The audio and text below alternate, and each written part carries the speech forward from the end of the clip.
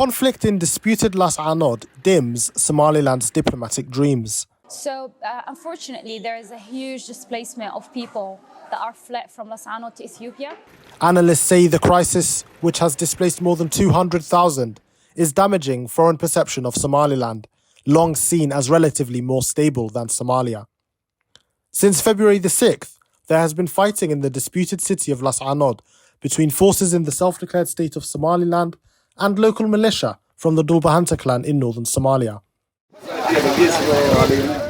The city is located between Somaliland and Puntland, a nearby semi-autonomous region in Somalia's northeast. Both regions are laying claim to the city. According to data received from hospitals in Laascaanood, the death toll stands at 299, with 1,913 injured and more than 200,000 displaced since the conflict began. They're sleeping in the street. Some of them, they don't have a place to sleep. Just some of them are kids and women that they just their houses are being shelled by the Somaliland administration. And this is why we made this event. Somaliland's forces have retreated approximately 50 kilometers further westwards from its military base in Tukaraq to military bases on the outskirts of Laascaanood, reportedly launching attacks from there. But analysts say beyond causing chaos in Somaliland, long celebrated for relative stability compared with Somalia, the war is also denting the region's campaign for international recognition. The international community still regards the region as part of Somalia, despite decades of lobbying by regional officials on the foreign scene. On July the 1st, 1960, the state of Somaliland voluntarily united with the Italian-ruled South to form the Somali Republic. 3 decades later, in May 1991, Somaliland declared secession from Somalia, reclaiming the borders of the old British Somaliland Protectorate. The secession came as Somalia's military government, headed by Siad Barre, attacked northern cities to crush a rebellion by the Ethiopia-backed Somali National Movement, otherwise known as the SNM. Today, Somalia's federal government consists of 5 states, including Puntland. Until 2007, when Somaliland seized Laascaanood, the city was under Puntland administration. Since it broke away, Somaliland has been under the dominance of the influential Isaaq clan, which opted overwhelmingly to secede from the rest of Somalia. In Somalia and Somaliland, the clan structure predated colonial administration and is still a very fundamental part of life and governance there. According to Marcus Hone, a social anthropologist at the University of Leipzig, who conducted research in the region, the Dhulbahante clan, which reside in the areas of Sol, Sanag and Buhodle, historically disputed between Somaliland and Puntland, were not on board with the idea of dividing the Somali state. The Dhulbahante were never eager to secede from Somalia. They consciously distanced themselves and did not fully participate in Somaliland's elections in protest at Somaliland's secession. Sol, Sanag and Buhodle are now part of the SSC Khartoum state, which has also declared itself autonomous. The Dhulbahante also claim Laascaanood as their capital. Abdijaliil Haji, former director of Mogadishu-based Heritage Institute for Policy Studies, told Al Jazeera that the manner in which Somaliland seceded laid the groundwork for conflict of its claimed borders. Dismembering a country isn't something that can be done unilaterally, he said. However, Puntland's information minister, Mohammed Haji, told Al Jazeera that the state now wants to leave the decision to the Dhulbahante clan. Puntland has consistently stated that Puntland will support whatever decision the people of SSC Khartoum decide to make, whether they make their own federal member state or decide to rejoin Puntland. There's been displacement of families, children, mothers who are in displacement areas like Taleh, Udun, so many different areas, and also normally war affects health and also humanitarian aspects. The conflict has highlighted the importance of the region's security and stability to the rest of the world. Somaliland's international partners have consistently shown dismay over Hargeysa's handling of the conflict and the reported shelling of civilian areas and infrastructure in Laascaanood.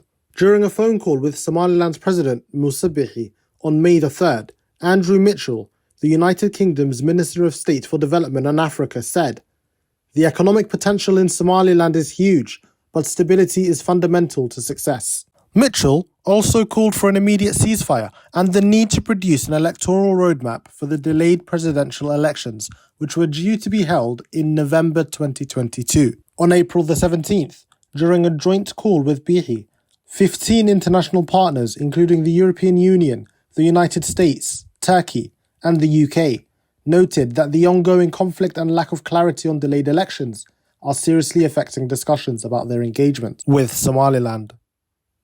In a statement after the call, they urged Somaliland to withdraw its forces from Laascaanood to create conditions for a ceasefire and dialogue. The statement also added that while they noted Bihi's assurances to allow for unhindered humanitarian access, they were disappointed that he did not commit to a withdrawal of troops around the city.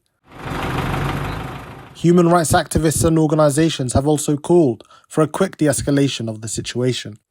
The parties must engage in meaningful negotiations in order to facilitate a legitimate ceasefire, Guled Ahmed Jama', ex-chair of the Hargeisa-based Human Rights Centre, told Al Jazeera. The issue needs a peaceful conflict resolution mechanism.